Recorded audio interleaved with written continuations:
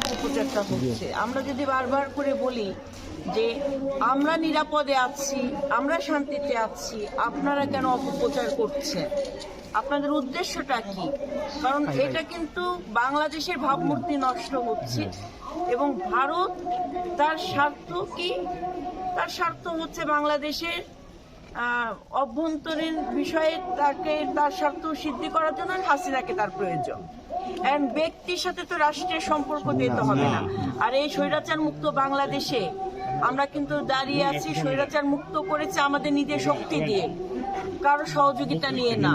তো এটা আমাদেরকে ধরে রাখতে হবে। আমাদের মানে আগামীর যে লক্ষ্য, সরকার প্রতিষ্ঠা করা জনগণের সাথে, এর জন্য আপনাদের সবাইকে আওয়াজটা তুলতে হবে।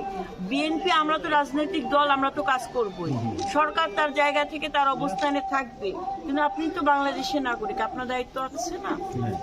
এই জায়গাটা আপনাদের মাথায় রেখে আপনাদেরকেও ক্যাম্পেইন করতে হবে, বুঝছেন? এটা মাথায় রেখে